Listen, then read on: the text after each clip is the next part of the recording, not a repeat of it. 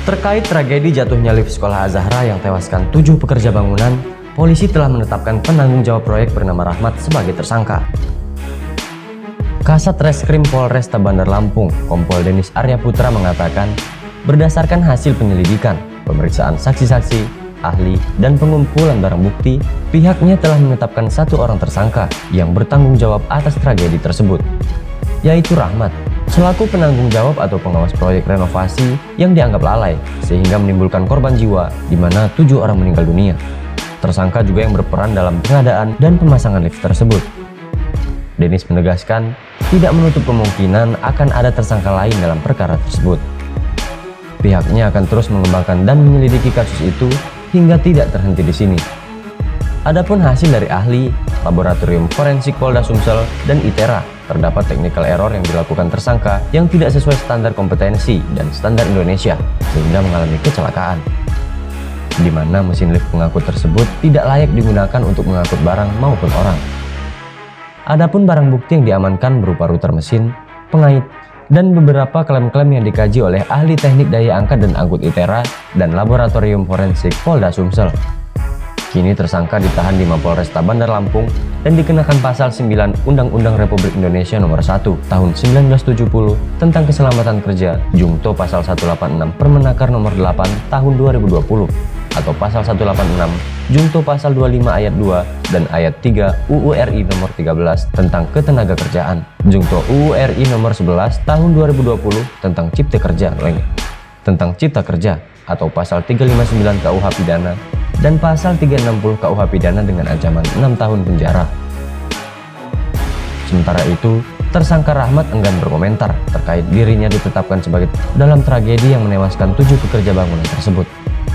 Sebelumnya sebanyak 9 orang tukang bangunan menjadi korban akibat jatuhnya lift sekolah Az-Zahra di Jalan Maijen DI Panjaitan, Kecamatan Tanjung Karang Pusat, Bandar Lampung pada Rabu 5 Juli 2023 sekitar pukul 16.30 waktu Indonesia Barat.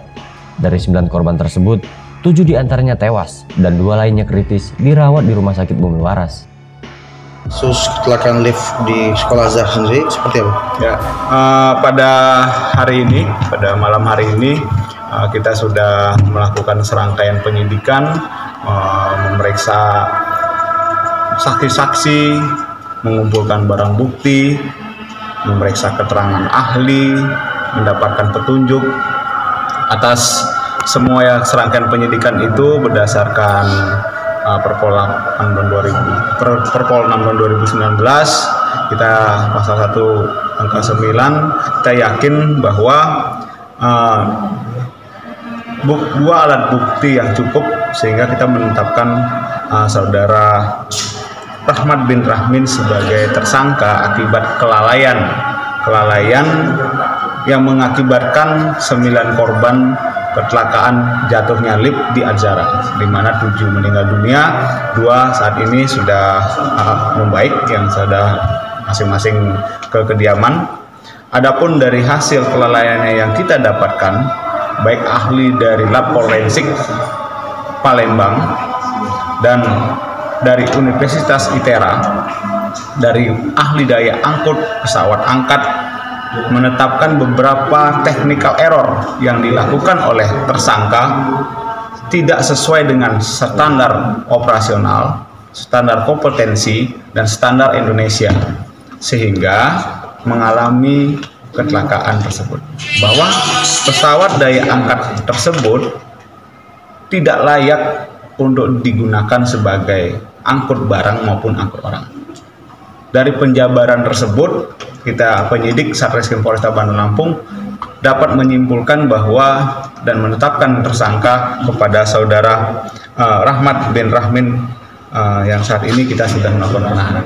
Ada bakal tersangka lain kan ya? Nanti kita kembangkan, karena kita harus secara objektif menyampaikan ke rekan-rekan apa kelalaian sehingga menyebabkan terjadi korban meninggal dunia dan luka berat. Untuk status tersangka sendiri ini memang pemborong atau vendor? Ya, berdasarkan dari hasil penyidikan mereka bukan konsultan bangunan dan pengawas, dan dia juga yang berperan untuk memasang lift dan pengadaan lift tersebut. Memang atas perintah dia sendiri bang untuk memasang lift tersebut untuk menunjang kebutuhan pekerjaan tersebut. Gitu. Kalau untuk yayasan sendiri ada sanksi? Nanti akan kita kembangkan dari sini apa peran-perannya, bagaimana peran aktifnya, bagaimana dalam aturan-aturan yang ada dan pertanggungjawaban yang ada terkait dengan peristiwa yang terjadi. Saat ini Satreskrim Polresta Bandar Lampung secara objektif yang dibantu oleh ahli lab forensik Polda Palembang dan Universitas ITERA, kita sudah menganalisa dari beberapa barang bukti yang kita temukan dan beberapa kajian ahli menyebutkan bahwa terjadinya technical error sehingga menyebabkan terjadinya tindak pidana tersebut. Satreskrim Polresta Bandar Lampung ini terkait dengan peristiwa itu, selain secara objektif berdasar hukum, kami juga membangun suatu edukasi kepada seluruh pelaku usaha bahwa ada kajian-kajian, ada kompetensi-kompetensi yang harus diikuti, harus diterapkan baik secara undang-undang maupun ilmu fisika, sehingga pelaksanaan pekerjaan yang melibatkan sumber daya manusia itu mendapatkan keselamatan yang layak. Ya, itu edukasi kami di sini, memberikan suatu edukasi bahwa kecelakaan kerja baik lalai karena tidak langsung indirect dalam melakukan tindak pidananya tersebut, dia tetap bertanggung jawab sesuai dengan undang-undang. Dan para tersangka yang kita terapkan ini juga kita munculkan kelalaiannya dan disadari bahwa ada technical error yang wajib dilakukan protokol tersebut, itu yang tidak dilakukan. Maka kita kaji dengan dari lapor forensik Palembang dan Universitas ITERA.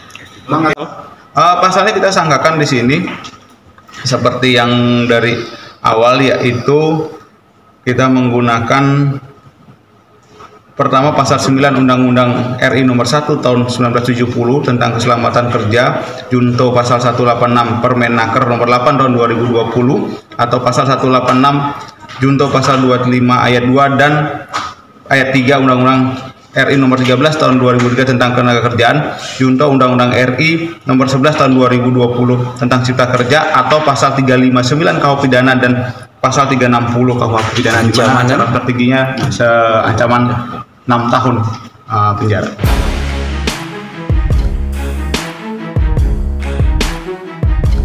Dari Bandar Lampung, Andrius Martogi, Kupas TV melaporkan.